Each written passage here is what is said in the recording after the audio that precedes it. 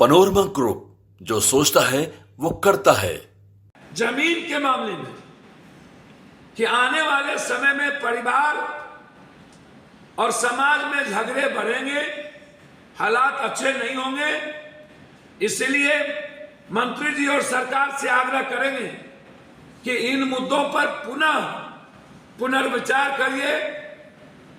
आपका यह निर्णय जल्दीबाजी में है और किसी भी परिवार समाज के लिए अच्छा अभी नहीं है। नमस्कार, आप देख रहे हैं न्यूज फॉर नेशन और मैं स्वाति पांडे आपके साथ। बिहार में जमीन सर्वे हो रहा है, लेकिन ये जमीन सर्वे जी का जंजाल बन गया है। ये कहना है निर्दलीय सांसद, पूर्णिया से निर्दलीय सांसद पप्पू यादव का। दरअसल पप्पू यादव आज पूर्णिया में प्रेस कॉन्फ्रेंस करते हैं और लगातार वो जमीन सर्वे पर सवाल खड़ी कर रहे हैं। एक बार पहले भी पप्पू यादव ने सवाल खड़ा किया था और उन्होंने कहा था कि जमीन सर्वे के नाम पर उगाही हो रही है। यहाँ मुखिया हो गए, सरपंच हो गए, अधिकारी पदाधिकारी, ये तमाम लोग जनता को सिर्फ और सिर्फ परेशान कर रहे हैं और वहीं अब फिर से हो रहा है।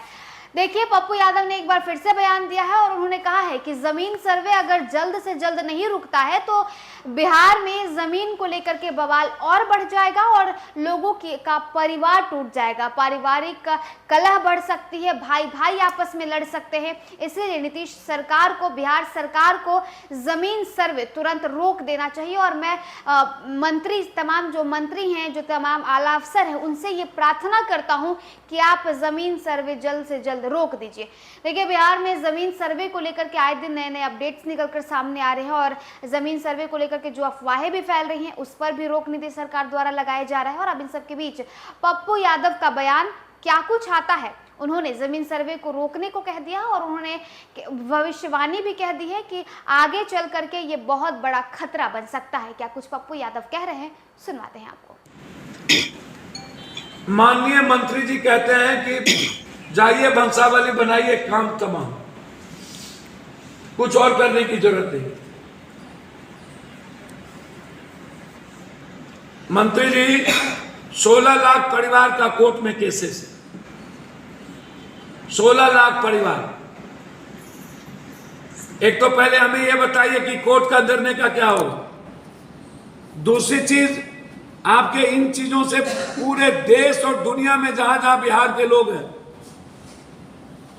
छठ पर्व की तरह लोग भाग भाग के आ रहे हैं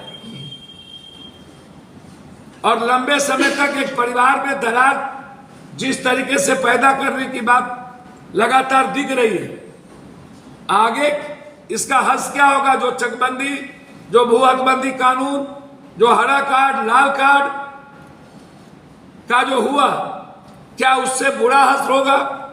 क्या ब्लॉक में दुकान खुल गई है? क्या पंचायत में जो सर्वेयर है वो वहां के दलाल से मिलकर लूट का अड्डा बना दिया है? क्या औने पौने दाम में जो पैसा जिसके पक्ष में जाएगा उसके पक्ष में सर्वेयर और ब्लॉक काम कर देगा? लड़ाई इससे बढ़ेगी। छरदादा छरदादा छरदादा जमीन किसी से लिया, किसी को दिया, किसी चाचा के, किसी चचेरे भाई, किसी आम आदमी। हमने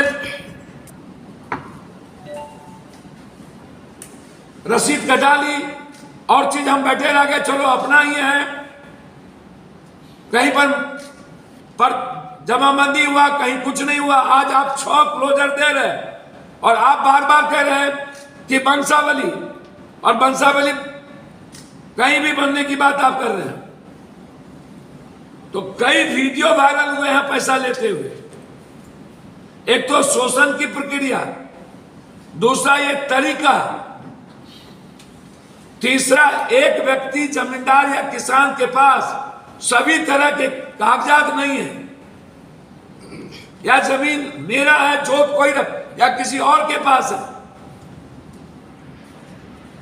तो मेरा आग्रह है, इसको यदि सही तरीके से डिफाइन करके और आपको परिवार के मामले में जस्टिस करना है, न्याय करना है, तो इसको इतनी जल्दीबाजी में मत कराइए।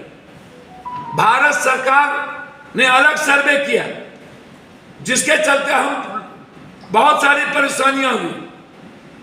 और बिहार सरकार ने फिर अलग तरीके से किया। तो मेरा आग्रह है जमीन के मामले में कि आने वाले समय में परिवार और समाज में झगड़े बढ़ेंगे, हालात अच्छे नहीं होंगे। इसलिए मंत्री जी और सरकार से आग्रह करेंगे कि इन मुद्दों पर पुनर्विचार करिए। आपका यह निर्णय जल्दीबाजी में है और किसी भी परिवार समाज के लिए अच्छा अभी नहीं है। धन्यवाद।